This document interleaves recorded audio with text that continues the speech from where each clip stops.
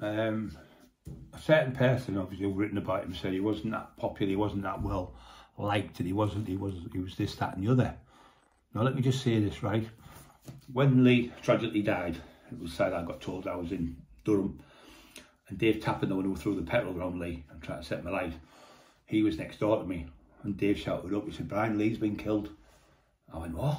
He jumped off the bed, and he come back from their visit, on the morning visit, and he said, "He's been killed last night, early hours of the morning, outside the Blues, he's been there, stabbed to death." And I was like, "Nah, fucking bullshit." Anyway, come dinner time, screws to your mate's been killed, things like that. So it was like, the whole jail was quiet because of Lee, you know, because they all knew him up that way, all the Geordie lads and all the Durham lads and everything. So they're all saying, "Sorry about your mate," right out the windows, all shouting, all the people, respect to Lee Duffy and all that, all the lads with the screws would come, "Sorry about your mate, sorry about you."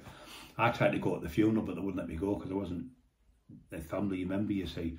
Anyway, we got the papers and seen the tragedy, you know. It was a tragedy what happened, but just this little bit about it. So people saying, not people, the so-called author saying that he wasn't that well liked. Well, if he wasn't that well liked, why did over 2,000, yes, over 2,000 people turn up at his funeral? They came from Manchester, like before I've just said, Liverpool, Nottingham, Birmingham, London, Bradford, Newcastle. The Newcastle lads all come down. The Sarsers come down. I think there was a couple of hundred of them come down. They've got droves of them come down in buses.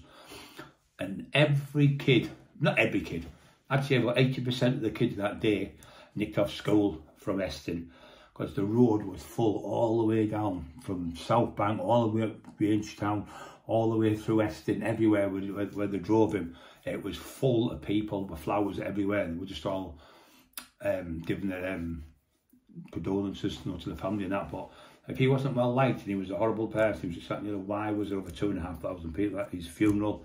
Why was it so packed? Because he was liked.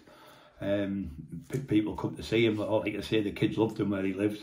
The kids in South Bank loved him. He used to go to the pool hall, give shot money in the air for them all. He'd go over them, give them bits of dope and that with lads who were about 17, 18. He'd go over, see if they had out where he's going. He said, "I'm going to go to such and such. We've got out to go, there's 20 quid for you." And he was really good like that with all the young lads and that, and young people. He really loved them in that area. But to say that he wasn't liked is absolutely a joke, because how would you, if you're not liked, why would that many people turn up at your funeral?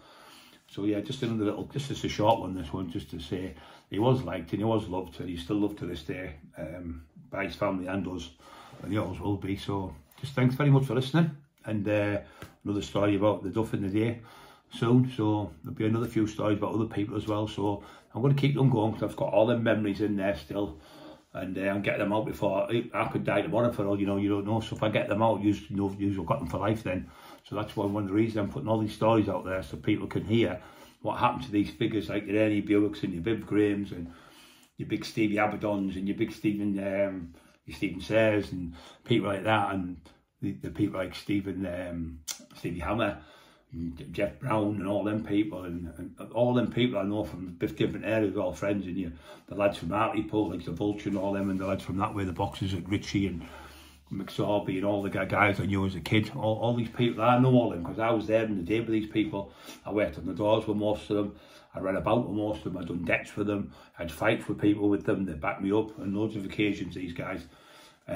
So yeah, I was there in the day. I could tell you these stories because I was there. I was born in 1964, so in the 90s come, I was quite old, you know what I mean, 20 odd year old then.